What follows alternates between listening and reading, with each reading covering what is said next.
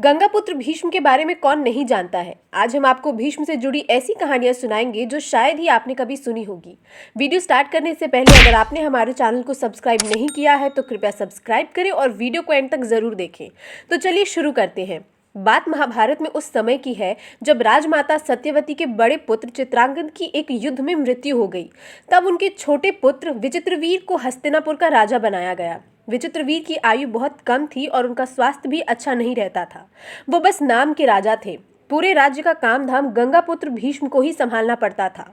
उसी समय काशी के एक राजा ने अपनी तीनों पुत्रियों का विवाह के लिए स्वयंवर की योजना की। ये बात सुनकर भीष्म को विचित्रवीर के विवाह का ख्याल आया और उन्होंने माता सत्यवती से इसके बारे में बताया। माता ने भीष्म को आदेश दिया कि हस्तिनापुर से स्वयंवर में भाग लेने तुम जाओ और काशी नरेश की तीनों पुत्रियों को जीत कर ले आओ विचित्रवीर के लिए।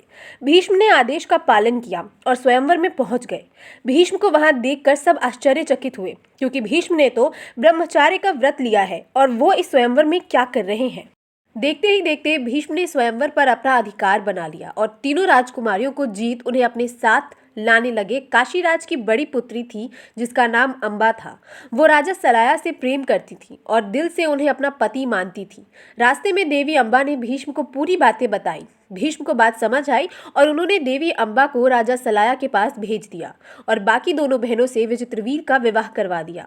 देवी अंबा जब राजा सलाया के पास पहुंची तो राजा ने उन्हें अपनाने से इनकार कर दिया और कहा, भीष्म की जीती हुई चीज को अपनाकर मैं अपमान का पात्र बन जाऊंगा। तुम भीष्म के पास ही जाओ।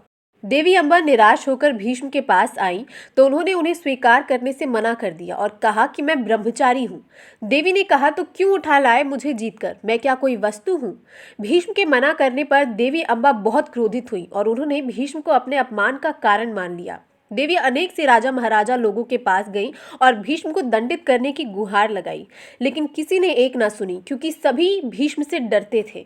हार मानकर देवी अंबा भगवान परशुराम के पास गई और उनसे मदद की गुहार लगाई। पहले तो भगवान परशुराम नहीं माने, क्योंकि भीष्म उनके शिष्य रह चुके थे। फिर इंसाफ की बात पे वो देवी अंबा की बात मान गए। उसके बाद भगवान परशुराम भीष्म को दंडित करने पहुंचे।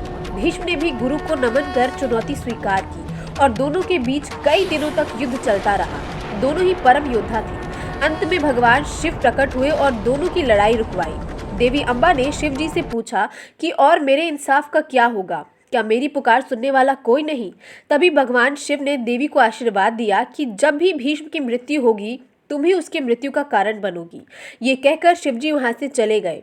प्रतिशोध में जलती देवी अंबा ने भीष्म को श्राप दिया और कहा, एक नपुंसक की भांति तुमने मेरा हरण किया और मुझे कहीं का नहीं छोड़ा। मैं तुम्हें श्राप देती हूँ, तुम्हारी मृत्यु एक नपुंसक के हाथों होगी और मैं बनूंगी तुम्हारी मृत्यु का कारण।